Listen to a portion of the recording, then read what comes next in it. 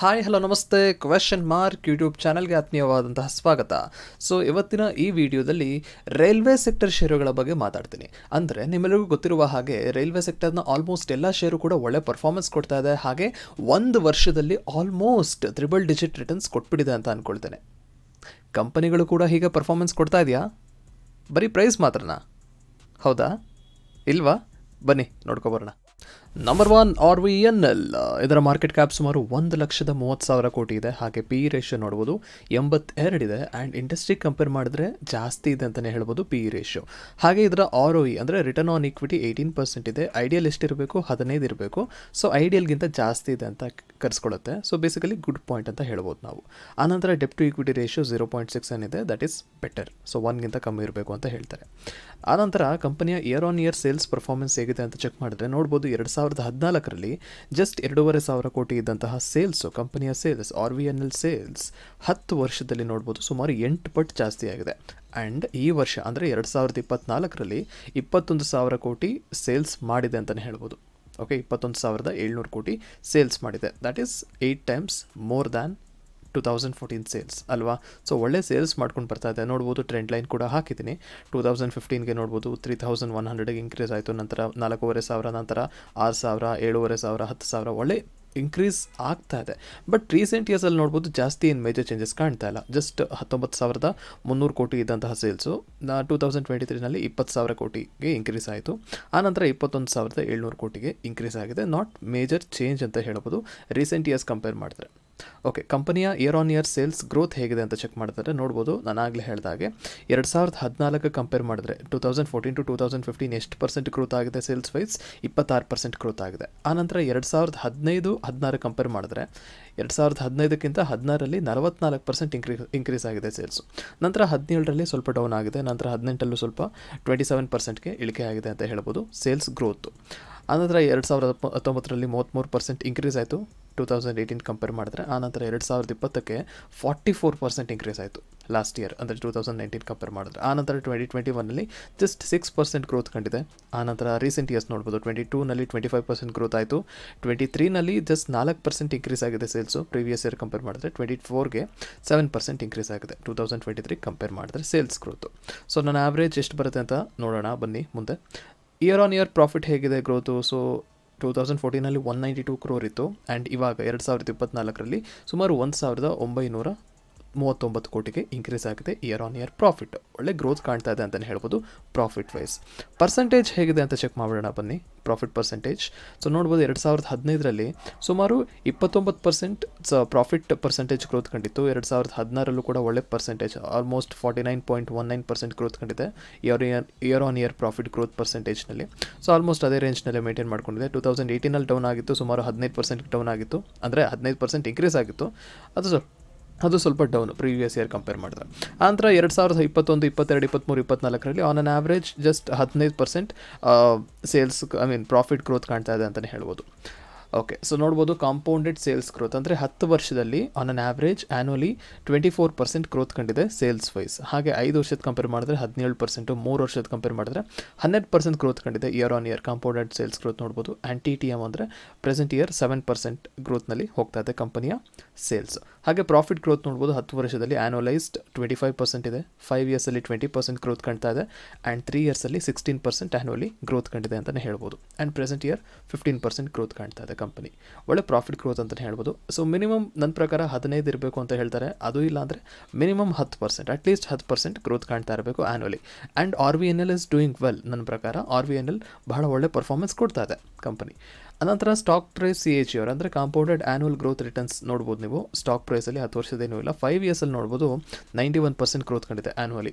ಆನಂತರ 3 ವರ್ಷದಲ್ಲಿ 170% ರಿಟರ್ನ್ಸ್ ಕೊಟ್ಟಿದೆ ಆ್ಯನ್ಯುವಲಿ. ಹಾಗೆ 1 ವರ್ಷದಲ್ಲಿ ನೋಡ್ಬೋದು ಸುಮಾರು 418% ರಿಟರ್ನ್ಸ್ ಕೊಟ್ಟಿದೆ ಸ್ಟಾಕ್ ಪ್ರೈಸು. ಆನಂತರ return on equity ROE so 15%ಗಿಂತ ಜಾಸ್ತಿ ಇರಬೇಕು ಅಂತ ಹೇಳ್ತಾರೆ. ಈ ಒಂದು ಕಂಪನಿದು 18, 20, 21, 20% ಒಳ್ಳೆ ರಿಟರ್ನ್ಸ್ ಕೊಡ್ತಾ ಇದೆ ಅಂತಲೇ ಹೇಳ್ಬೋದು ROEನಲ್ಲಿ. ಓಕೆ, ನೋಡ್ಬೋದು ಗ್ರಾಫ್ ನಾನು ಓಪನ್ ಮಾಡ್ಕೊಂಡಿದ್ದೀನಿ. ಸೊ ಲೈಕ್ ಸ್ಟಾರ್ಟಿಂಗಲ್ಲಿ 2019ರಲ್ಲಿ 19 ರೂಪಾಯಿ ಇದ್ದಂತಹ ಏನೂ ಮೇಜರ್ ಚೇಂಜಸ್ ಕಂಡಿಲ್ಲ 2023 ಬಿಗಿನಿಂಗ್ ಅಷ್ಟರಲ್ಲಿ. ಸೊ ಆ ನಂತರ ಒಳ್ಳೆ ಪರ್ಫಾರ್ಮೆನ್ಸ್ ಕೊಟ್ಟಿದೆ ಇಲ್ಲಿವರೆಗೂ. ಆಲ್ಮೋಸ್ಟ್ 3000% ರಿಟರ್ನ್ಸ್ ಕೊಟ್ಟಿದೆ ಆಲ್ ಟೈಮ್ ನೋಡೋದಾದರೆ. ಸೊ ಇದಾಗಿತ್ತು RVNL ಎಲ್ಲ quick analysis on growth wise. Number 2 Ircon Limited. ಇದರ ಮಾರ್ಕೆಟ್ ಕ್ಯಾಪ್ ಸುಮಾರು 30,000 ಕೋಟಿ ಇದೆ. ಹಾಗೆ ಇದರ ಪಿ ರೇಷಿಯೋ 32 ಇದೆ. And compare to industry P ratio, stock P ratio down ಇದೆ ಅಂತಲೇ ಹೇಳ್ಬೋದು. That's a positive point. ಆನಂತರ ಕಂಪನಿಯ ROE ಅಂದರೆ ರಿಟರ್ನ್ ಆನ್ ಈಕ್ವಿಟಿ 15.83% ಇದೆ. ಐಡಿಯಲ್ ಎಷ್ಟಿರಬೇಕು? 15%ಗಿಂತ ಜಾಸ್ತಿ ಇರಬೇಕು. ಆ್ಯಂಡ್ ಕಂಪನಿಯ ಡೆಪ್ ಟು ಈಕ್ವಿಟಿ ರೇಷಿಯೋ ನೋಡ್ಬೋದು 0.44 ಇದೆ.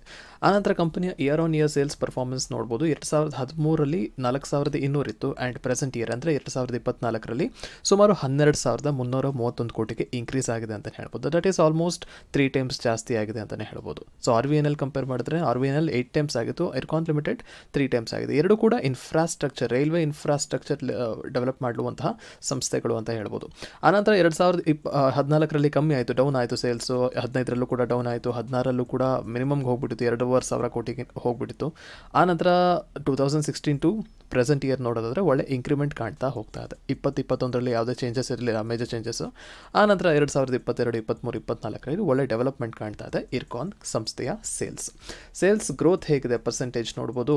2014ರಲ್ಲಿ ಕಂಪೇರ್ ಟು 2013 9% ಡೌನ್ ಆಗಿದೆ ಸೇಲ್ಸು. ಆನಂತರ 2015ರಲ್ಲಿ 22% ಡೌನ್ ಆಗಿತ್ತು compare to previous year.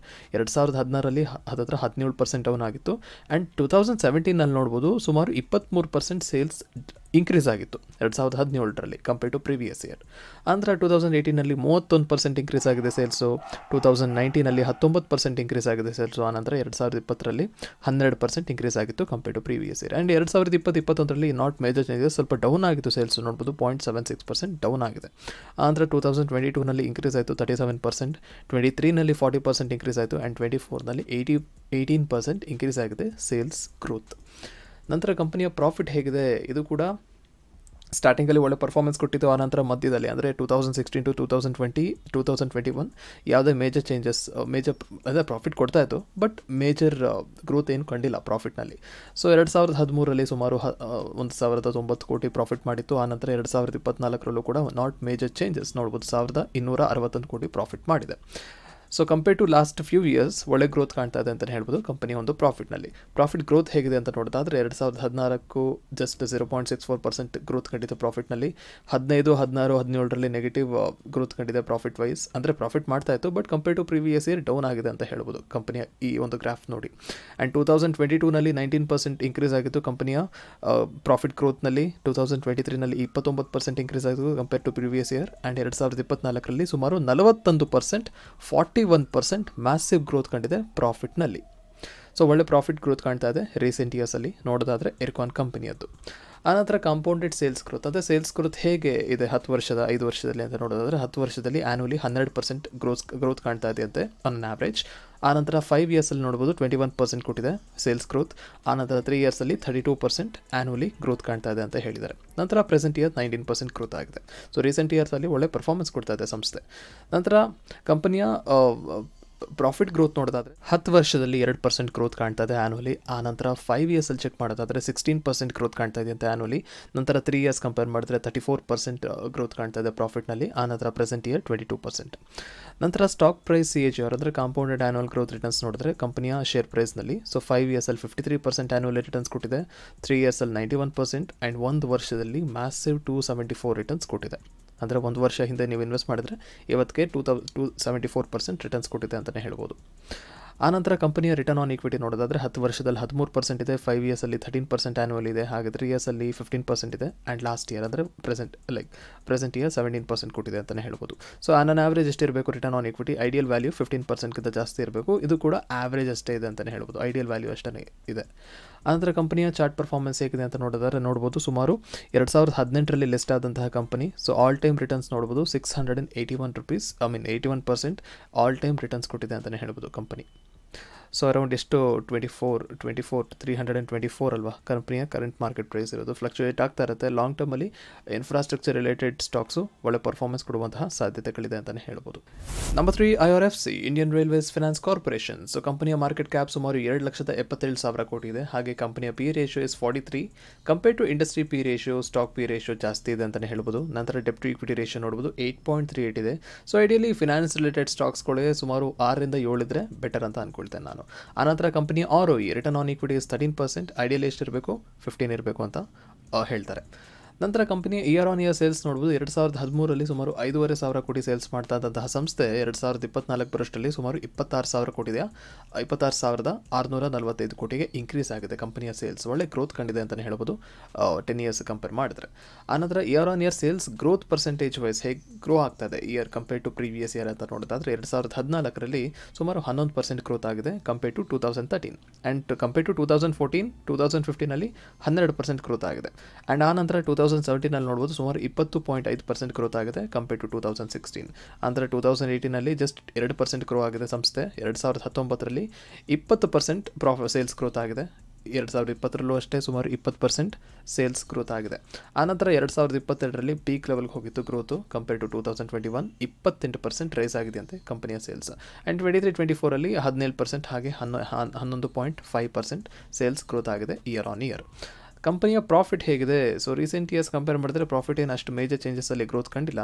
But compare to 2013 ಅಂದರೆ 10 ವರ್ಷದ ಕಂಪೇರ್ ಮಾಡಿದ್ರೆ ಒಳ್ಳೆ ಗ್ರೋತ್ ಕಂಡಿದೆ. ಸೊ 2013ರಲ್ಲಿ ಸುಮಾರು 1,500 ಕೋಟಿ ಇದ್ದಂತಹ ಪ್ರಾಫಿಟ್ ಕಂಪನಿಯ ಪ್ರಾಫಿಟ್ 2024ರಲ್ಲಿ ಸುಮಾರು 6,400 ಕೋಟಿಗೆ ಇನ್ಕ್ರೀಸ್ ಆಗಿದೆ ಅಂತಲೇ ಹೇಳ್ಬೋದು. ದಟ್ ಈಸ್ 4 ಟೈಮ್ಸ್ ಜಾಸ್ತಿ ಆಗಿದೆ. ನಂತರ ಕಂಪನಿಯ ಪ್ರಾಫಿಟ್ ಗ್ರೋತ್ ನೋಡೋದಾದರೆ ಎಷ್ಟು ಪರ್ಸೆಂಟ್ ಗ್ರೋತ್ ಆಗಿದೆ ಇಯರ್ ಆನ್ ಇಯರ್ ನೋಡೋದಾದರೆ 2014ರಲ್ಲಿ 8% ಇತ್ತು, 21% ಗ್ರೋತ್ ಆಯಿತು ಪ್ರಾಫಿಟ್ಟು. ಅಂದರೆ 2016ರಲ್ಲಿ ಸುಮಾರು 1.88% ಅಷ್ಟೇ ಗ್ರೋತ್ ಆಗಿದ್ದು. ಆ್ಯಂಡ್ 2021 ಹಾಗೆ 22ನಲ್ಲಿ ನೋಡ್ಬೋದು ಸುಮಾರು 38 ಹಾಗೆ 37% ಗ್ರೋತ್ ಆಗಿದೆ ಇಯರ್ ಆನ್ ಇಯರ್ ಪ್ರಾಫಿಟ್ಟು. ಆನಂತರ 2023ನಲ್ಲಿ ಜಸ್ಟ್ 4% ಗ್ರೋತ್ ಆಗಿದೆ profit compare to previous year. ಆನಂತರ 2024ರಲ್ಲಿ ಜಸ್ಟ್ 1.18% ಗ್ರೋತ್ ಕಂಡಿದೆ ಕಂಪನಿಯ ಪ್ರಾಫಿಟ್ಟಲ್ಲಿ. ನಂತರ ಕಂಪನಿಯ ಕಾಂಪೌಂಡೆಡ್ ಸೇಲ್ಸ್ ಗ್ರೋತ್ ಹೇಗಿದೆ 10 ಇಯರ್ಸಲ್ಲಿ ಚೆಕ್ ಮಾಡೋದಾದರೆ ಸುಮಾರು 16% ಆ್ಯನ್ಯುವಲಿ ರಿಟರ್ನ್ಸ್ ಕೊಟ್ಟಿದೆ. ಅಂದರೆ ಆ್ಯನ್ಯುವಲಿ ಗ್ರೋತ್ ಆಗಿದೆ ಸೇಲ್ಸು. 5 ಇಯರ್ಸಲ್ಲಿ ಚೆಕ್ ಮಾಡಿದ್ರೆ 19% ಗ್ರೋತ್ ಕಂಡಿದೆ ಆ್ಯನ್ಯುವಲಿ ಕಾಂಪೌಂಡೆಡ್. 3 ಇಯರ್ಸಲ್ಲಿ ಚೆಕ್ ಮಾಡಿದ್ರೆ 19% ಆ್ಯನ್ಯುವಲಿ ಗ್ರೋತ್ ಕಂಡಿದೆ ಸೇಲ್ಸ್ ವೈಸು. ಆ್ಯಂಡ್ TTM ಅಂದರೆ ಪ್ರೆಸೆಂಟ್ ಇಯರ್ 12% ಗ್ರೋತ್ ಆಗಿದೆ ಅಂತಲೇ ಹೇಳ್ಬೋದು. ಆ್ಯಂಡ್ ಅದಾದ ನಂತರ ಕಂಪನಿಯ ಕಾಂಪೌಂಡೆಡ್ ಪ್ರಾಫಿಟ್ ಗ್ರೋತ್ ನೋಡೋದಾದರೆ 10 ವರ್ಷದಲ್ಲಿ 25% ಗ್ರೋತ್ ಕೊಟ್ಟಿದೆ. 5 ಇಯರ್ಸಲ್ಲಿ 23%, 3 ಇಯರ್ಸಲ್ಲಿ 13% ಗ್ರೋತ್ ಕಂಡಿದೆ ಆ್ಯನ್ಯುವಲಿ. ಆನಂತರ ಪ್ರೆಸೆಂಟ್ ಇಯರ್ ನೋಡೋದಾದರೆ ಜಸ್ಟ್ 1% ಗ್ರೋತ್ ಕಂಡಿದೆ. Because present year profit growth ಅಷ್ಟು ಜಾಸ್ತಿ ಬಂದಿಲ್ಲ. ನಂತರ ಸ್ಟಾಕ್ ಪ್ರೈಸ್ ನೋಡ್ಬೋದು 3 ಇಯರ್ಸಲ್ಲಿ ಮ್ಯಾಸಿವ್ ಪ್ರತಿ ವರ್ಷದಂತೆ 109% ಕೊಟ್ಟಿದೆ ಅಂತಲೇ ಹೇಳ್ಬೋದು ಆ್ಯನ್ಯುವಲಿ. ಆ್ಯಂಡ್ 1 ಇಯರಲ್ಲಿ 515% ಮ್ಯಾಸಿವ್ ರಿಟರ್ನ್ಸ್ ಕೊಟ್ಟಿದೆ ಕಂಪನಿಯ ಸ್ಟಾಕ್. ನಂತರ ರಿಟರ್ನ್ ಆನ್ ಈಕ್ವಿಟಿ ROE ನೋಡ್ಬೋದು 10 ವರ್ಷದಲ್ಲಿ ಆ್ಯನ್ಯುವಲಿ 13% ಇದೆ, 5 ಇಯರ್ಸಲ್ಲಿ 14% ಇದೆ, 3 ಇಯರ್ಸಲ್ಲಿ 15 ಇದೆ, ಲಾಸ್ಟ್ ಇಯರ್ 14% ಕೊಟ್ಟಿದೆ ಅಂತಲೇ ಹೇಳ್ಬೋದು. So ROE is doing better. ಅಂದರೆ ಐಡಿಯಲಿ ಎಷ್ಟಿರಬೇಕು 15 ಇರಬೇಕು. ಸೊ ಅಂದರೆ 3 ಇಯರ್ಸ್ ನೋಡ್ಬೋದು 15% ಕೊಟ್ಟಿದೆ. ದಟ್ ಈಸ್ ಬೆಟರ್ ಅಂತ ಹೇಳ್ಬೋದು. ನಂತರ ಕಂಪನಿಯ ಚಾರ್ಟ್ ಪರ್ಫಾರ್ಮೆನ್ಸ್ ನೋಡೋದಾದರೆ ಸುಮಾರು 2021ರಲ್ಲಿ ಬಂದಂಥ ಸಂಸ್ಥೆ 24 ಇತ್ತು, 24.8 ರುಪೀಸ್ ಇತ್ತು ಒಂದು ಸ್ಟಾಕ್ಗೆ. ಆ್ಯಂಡ್ ಇವತ್ತಿನ ಮಾರ್ಕೆಟ್ ಬೆಲೆ 212 ರುಪೀಸ್ಗೆ ಏರಿಕೆ ಆಗಿದೆ. ಸುಮಾರು ಆಲ್ ಟೈಮ್ ನೋಡ್ಬೋದು 756% ಆಲ್ ಟೈಮ್ ರಿಟರ್ನ್ಸ್ ಕೊಟ್ಟಿದೆ ಅಂತಲೇ ಹೇಳ್ಬೋದು ಸಂಸ್ಥೆ ಕೇವಲ 3 ವರ್ಷದಲ್ಲಿ ಅಂತ ಹೇಳ್ಬೋದು. Number 4 IRCTC Indian railways catering and tourism corporation. ಕಂಪನಿಯ ಮಾರ್ಕೆಟ್ ಕ್ಯಾಪ್ ಸುಮಾರು 82,000 ಕೋಟಿ ಇದೆ. ಹಾಗೆ ಪಿ ರೇಷಿಯೋ 74. ಆನಂತರ ಇಂಡಸ್ಟ್ರಿ ಪಿ ಕಂಪೇರ್ ಮಾಡಿದ್ರೆ ಕಂಪನಿಯ ಪಿ ರೇಷಿಯೋ ಸ್ವಲ್ಪ ಜಾಸ್ತಿ ಇದೆ ಅಂತಲೇ ಹೇಳ್ಬೋದು. ನಂತರ ಕಂಪನಿಯ ರಿಟರ್ನ್ ಆನ್ ಈಕ್ವಿಟಿ ನೋಡ್ಬೋದು 34 ಇದೆ. ಸೊ ಐಡಿಯಲಿ ಎಷ್ಟಿರಬೇಕು 15% ಇರಬೇಕಲ್ವಾ. ಕಂಪನಿಯ ROE ಇಸ್ 34%. ಆನಂತರ ಕಂಪನಿಯ ಡೆಪ್ ಟು ಈಕ್ವಿಟಿ ರೇಷಿಯೋ ನೋಡ್ಬೋದು ಜಸ್ಟ್ 0.02 ಇದೆ. ಐಡಿಯಲಿ ಎಷ್ಟಿರಬೇಕು 1ಗಿಂತ ಕಮ್ಮಿ ಇರಬೇಕು. ಇದರದ್ದು ಜಸ್ಟ್ 0.02 ಇದೆ. ನಂತರ ಕಂಪನಿಯ year on year sales performance ನೋಡ್ಬೋದು. ಸೊ 2015ಇಂದ 2020ವರೆಗೂ ಒಳ್ಳೆ ಸೇಲ್ಸ್ ಮಾಡ್ಕೊಂಡು ಬಂದಿದೆ. So on on average like 2015ನಲ್ಲಿ 1,000 ಕೋಟಿ ಇದ್ದಂತಹ ಸೇಲ್ಸು 2024ರಲ್ಲಿ 4,270 ಕೋಟಿಗೆ ಇನ್ಕ್ರೀಸ್ ಆಗಿದೆ ಅಂತಲೇ ಹೇಳ್ಬೋದು. ನಂತರ 2021ನಲ್ಲಿ ನೋಡ್ಬೋದು ಮೇಜರ್ ಡೌನ್ಫಾಲ್ ಆಗಿದೆ. ಸೊ ಕಂಪನಿ ಸೇಲ್ಸಲ್ಲಿ ಅಂಡರ್ ಪರ್ಫಾರ್ಮೆನ್ಸ್ ಕೊಟ್ಟಿತ್ತು 2021ನಲ್ಲಿ. ಸೇಲ್ಸ್ ವೈಸ್ ಗ್ರೋತ್ ಹೇಗಿದೆ? Sales growth year on year ಅಂತ ನೋಡೋದಾದರೆ ಪರ್ಸೆಂಟೇಜ್ ವೈಸ್ 2016ರಲ್ಲಿ 29% ಇನ್ಕ್ರೀಸ್ ಆಗಿತ್ತು ಸೇಲ್ಸ್ ಗ್ರೋತು. ಆನಂತರ 2017ನಲ್ಲಿ 11% ಆಗಿತ್ತು ಇಯರ್ ಆನ್ ಇಯರ್ ಪರ್ಫಾರ್ಮೆನ್ಸ್. 2018ನಲ್ಲಿ 3% ಡೌನ್ ಆಗಿತ್ತು sales compare to previous year. 2019ನಲ್ಲಿ ಮತ್ತೆ ಮೇಜರ್ ಆಯಿತು, 27ಗೆ ಹೋಯಿತು. ನಂತರ ನೋಡ್ಬೋದು 2021ನಲ್ಲಿ 65% ಡೌನ್ ಆಗಿತ್ತು ಕಂಪೇರ್ ಟು 2020 ಸೇಲ್ಸು. ಅಂದರೆ 2022ನಲ್ಲಿ ಬೌನ್ಸ್ ಬ್ಯಾಕ್ ಆಯಿತು, 141% ಸೇಲ್ಸ್ ಗ್ರೋತ್ ಆಯಿತು. 2023, 2024ನಲ್ಲಿ ನೋಡ್ಬೋದು ಸುಮಾರು 20% ಕೊಟ್ಟಿದೆ ಸೇಲ್ಸ್ ವೈಸ್ ಗ್ರೋತ್ ಈಗ ಪ್ರೆಸೆಂಟ್ ಇಯರ್ ಕಂಪೇರ್ ಮಾಡಿದ್ರೆ ಟು ಪ್ರೀವಿಯಸ್ ಇಯರ್. ನಂತರ ಇಯರ್ ಆನ್ ಇಯರ್ ಪ್ರಾಫಿಟ್ ನೋಡ್ಬೋದು 2015ನಲ್ಲಿ 214 ಕ್ರೋರ್ ಪ್ರಾಫಿಟ್ ಮಾಡಿತ್ತು. ಆನಂತರ 2023ನಲ್ಲಿ 1,354 ಕ್ರೋರ್ಸ್ ಪ್ರಾಫಿಟ್ ಮಾಡಿದೆ. ಆಲ್ಮೋಸ್ಟ್ 6 ಟೈಮ್ಸ್ ಜಾಸ್ತಿ ಆಗಿದೆ ಅಂತಲೇ ಹೇಳ್ಬೋದು. ನಂತರ 2021ನಲ್ಲಿ ಪ್ರಾಫಿಟ್ ಗ್ರೋತ್ ಕೂಡ ಡೌನ್ ಆಗಿತ್ತು, 730 ಇತ್ತು 2020ನಲ್ಲಿ. 2021ನಲ್ಲಿ 258 ಕ್ರೋರ್ಗೆ ಡಿಕ್ರೀಸ್ ಆಗಿದೆ. ಸೊ ಪ್ರಾಫಿಟ್ ಗ್ರೋತ್ ನೋಡ್ಬೋದು ಇಲ್ಲೂ ಕೂಡ ಅಷ್ಟೇ. 2021ನಲ್ಲಿ ಪ್ರಾಫಿಟ್ ಕೂಡ 64% ಡಿಕ್ರೀಸ್ ಆಗಿತ್ತು. ಆ್ಯಂಡ್ 2022ನಲ್ಲಿ 243 53% ಒಳ್ಳೆ ರಿವರ್ಸ್ ಕೊಟ್ಟಿದೆ, ಒಳ್ಳೆ ಬೌನ್ಸ್ ಬ್ಯಾಕ್ ಕಂಡಿದೆ ಪ್ರಾಫಿಟ್ನಲ್ಲಿ 2022ನಲ್ಲಿ. ಅಂದರೆ 2023ನಲ್ಲಿ 52% ಗ್ರೋತ್ ಕಂಡಿತ್ತು ಪ್ರಾಫಿಟ್ನಲ್ಲಿ. ಆನಂತರ 2024ನಲ್ಲಿ ಜಸ್ಟ್ 10% ಗ್ರೋತ್ ಕಂಡಿದೆ ಕಂಪೇರ್ ಟು ಪ್ರಿವಿಯಸ್ ಇಯರ್. ನಂತರ ಕಾಂಪೌಂಡೆಡ್ ಸೇಲ್ಸ್ ಗ್ರೋತ್ ನೋಡ್ಬೋದು. 5 ಇಯರ್ಸಲ್ಲಿ 18% ಕೊಟ್ಟಿದೆ ಆ್ಯನ್ಯುವಲಿ, 3 ಇಯರ್ಸಲ್ಲಿ 77% ಕೊಟ್ಟಿದೆ. ನಂತರ 5 ಇಯರ್ ನೋಡೋದಾದರೆ 21% ಸೇಲ್ಸ್ ಗ್ರೋತ್ ಆಗಿದೆ. ಕಾಂಪೌಂಡೆಡ್ ಪ್ರಾಫಿಟ್ ಗ್ರೋತ್ 5 ಇಯರ್ಸಲ್ಲಿ 32%, 3 ಇಯರ್ಸಲ್ಲಿ ಆ್ಯನ್ಯುವಲಿ 94% ಕೊಟ್ಟಿದೆ. And present year 17% annually profit growth ಆಗಿದೆ. ನಂತರ ಸ್ಟಾಕ್ ಪ್ರೈಸ್ AGR 3 ಇಯರ್ಸಲ್ಲಿ 28% ಆ್ಯನ್ಯುವಲಿ ರಿಟರ್ನ್ಸ್ ಕೊಟ್ಟಿದೆ. 1 ಇಯರಲ್ಲಿ ನೋಡ್ಬೋದು 65% ಮ್ಯಾಸಿವ್ ರಿಟರ್ನ್ಸ್ ಕೊಟ್ಟಿದೆ ಅಂತಲೇ ಹೇಳ್ಬೋದು ಪ್ರೆಸೆಂಟ್ ಇವತ್ತಿನ ಇದರಲ್ಲಿ. ಅಂದರೆ ರೈಲ್ವೆ ಸ್ಟಾಕ್ಸ್ ಕಂಪೇರ್ ಮಾಡಿದ್ರೆ ಇದೊಂದು ಕಮ್ಮಿ ಅಂತಲೇ ಹೇಳ್ಬೋದು. ಸೊ ಎಲ್ಲ ತ್ರಿಬಲ್ ಡಿಜಿಟ್ ಕೊಟ್ಟಿದೆ. ಸೊ 200%, 300% ಕೊಟ್ಟಿದೆ. ಐಕಾನ್, RVN ಎಲ್ಲ ಹಾಗೆ ನೋಡೋದಾದರೆ IRFC. ಸೊ ಬಟ್ IRCTC ಸ್ವಲ್ಪ ಜಸ್ಟ್ 65% ಕೊಟ್ಟಿದೆ ಅಂತಲೇ ಹೇಳ್ಬೋದು. ನಂತರ ಕಂಪನಿಯ ರಿಟರ್ನ್ ಆನ್ ಈಕ್ವಿಟಿ ನೋಡೋದಾದರೆ 5 ಇಯರ್ಸಲ್ಲಿ 38% ಆ್ಯನ್ಯುವಲಿ ಕೊಟ್ಟಿದೆ. ಸೊ ಲಾಸ್ಟ್ ಇಯರ್ 40% ಕೊಟ್ಟಿದೆ, ವಿಚ್ ಇಸ್ ಜನರಲಿ ಗುಡ್. ನಂತರ ಕಂಪನಿಯ ಚಾರ್ಟ್ ಪ್ಯಾಟರ್ನ್ ನೋಡೋದಾದರೆ 2019ರಲ್ಲಿ ಬಂದಂಥ ಸಂಸ್ಥೆ 155 ಇತ್ತು ಪ್ರೈಸು ಆಗ. ಸೊ ಇವತ್ತಿನ ಪ್ರೈಸ್ 1029 ಕೊಟ್ಟಿದೆ. ಆಲ್ ಟೈಮ್ ರಿಟರ್ನ್ಸ್ 560% ಅಂತ ಹೇಳುತ್ತೆ. ಸೊ ಇದಾಗಿತ್ತು 4 ಮೇಜರ್ ರೈಲ್ವೆ ಸ್ಟಾಕ್ಸ್ಗಳ ಸೇಲ್ಸ್ ಗ್ರೋತ್ ಹಾಗೆ ಪ್ರಾಫಿಟ್ ಗ್ರೋತ್ನ ಅನಾಲಿಸಿಸ್. ಸೊ ರೀಸೆಂಟ್ ಇಯರ್ಸಲ್ಲಿ ಒಳ್ಳೆ ಪರ್ಫಾರ್ಮೆನ್ಸ್ ಕೊಡ್ತಾ ಇದೆ ಅಂತಲೇ ಹೇಳ್ಬೋದು. ಬಿಕಾಸ್ ಆಫ್ ಇನ್ಫ್ರಾಸ್ಟ್ರಕ್ಚರ್ ಮೇಲೆ ಹಾಕುತ್ತಿರುವಂತಹ ಮೊತ್ತ, ಅಂದರೆ ಬಜೆಟ್ನಲ್ಲಿ ಅಲೋಕೇಟ್ ಮಾಡ್ತಿರುವಂತಹ ಮೊತ್ತ ಇನ್ಫ್ರಾಸ್ಟ್ರಕ್ಚರ್ ಮೇಲೆ ಜಾಸ್ತಿ ಆಗ್ತಾ ಇದೆ. ಹಾಗಾಗಿ ರೀಸೆಂಟ್ ಇಯರ್ಸಲ್ಲಿ ನಾಟ್ ಓನ್ಲಿ ದೀಸ್ 4 ಸ್ಟಾಕ್ಸ್, ಎಲ್ಲ ರೈಲ್ವೆ ಷೇರುಗಳು ಹಾಗೆ ಇನ್ಫ್ರಾಸ್ಟ್ರಕ್ಚರ್ ರಿಲೇಟೆಡ್ ಷೇರುಗಳು ಕೂಡ ಒಳ್ಳೆ ಬೆಳವಣಿಗೆ ಕಾಣ್ತಾ ಇದೆ. ಹೀಗೆ ಬೆಳೀತಾ ಇರಲಿ ಅಂತ ಹೇಳ್ತಾ ವಿಡಿಯೋನ ಎಂಡ್ ಮಾಡ್ತೀನಿ. Thank you.